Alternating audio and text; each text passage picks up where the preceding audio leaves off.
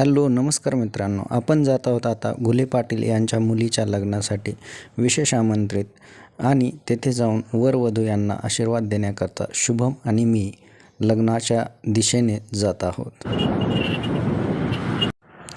घुले पाटील आणि कातोरे पाटील सहर्ष आपले स्वागत करीत आहे असं बॅनर ऐकून आम्ही मंडपाच्या दिशेने निघून गेलो.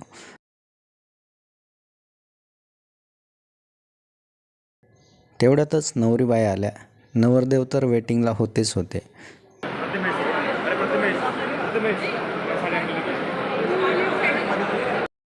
नवरीचे मामा, नवरीला लवकर मंडपात घेऊन या अशा आवाजाची गर्जना होताच नवरदेव नवरीची वाट पाहता व्याकुळ झाले. आणि तसे होत असतानाच कॅमेरामॅन हे जे होते त्यांनी तोपर्यंत एक छोटासा व्हिडिओ ब्लॉग घेतला. त्यामध्ये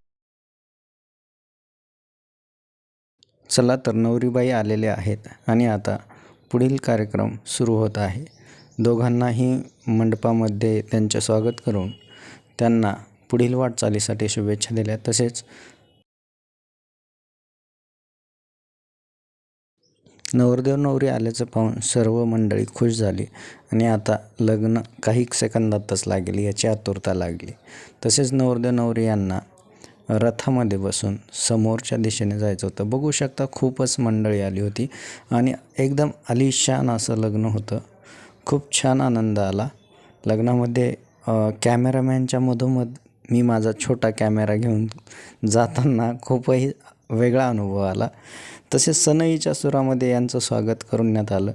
सनया वाजवण्यात आल्या आणि लग्नाच्या पुढील वाटचालीस शुभेच्छा देण्यात आल्या.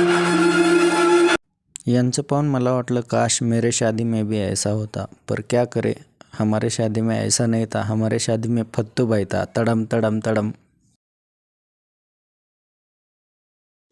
लोक म्हणतात ना, घर बांधून पाहावे आणि लग्न करून पाहावे. कारण माणूस जेवढी जी काही कमाई असते ती आपल्या लग्नामध्ये लावत असतो. आपल्या मुलीचा असो किंवा मुलाचा असो, दोन्हीही लग्नामध्ये खर्च होतोच. आणि यांनी तर खूपच खर्च केलेला दिसतोय. कारण कॅमेरामॅन जवळपास 10 कॅमेरामॅन असताना मी एक त्यामध्ये 11वा आणि असं असतानासुद्धा खूपच आलिशान लग्न झाल्याचा फील आला. जेवणामध्ये पण खूप छान जेवण होतं. आता आम्ही नवरदेव नवरीचे कपल्स फोटो बघत होतो स्क्रीनवरती.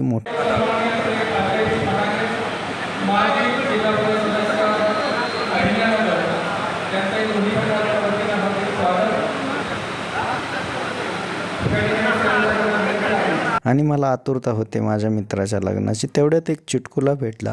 त्या चुटकुल्याने आम्ही त्याची मंडपामध्ये खूप मजा घेतली आणि त्याच्यासोबत थोडंसं खेळलो. त्याला अक्षदा कसा टाकायचा हे शिकवून अक्षदा तोंडात न टाकण्याचा आग्रह केला. तसेच आम्ही समोरच्या दिशेने जेवणाचा प्रस्थानाकडे केलो. अक्षदा पडल्या होत्या आणि लगेचच जेवणाकडे जाण्याचा प्रारंभ करण्यात आला.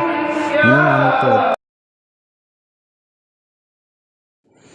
जेवल्यानंतर शुभमला म्हणलं, का रे बाबा तुझं लग्न कधी आहे? तर तो बोलतच नव्हता. त्याला त्याच्या लग्नात आम्हाला न्यायचं नाही असं वाटत होतं.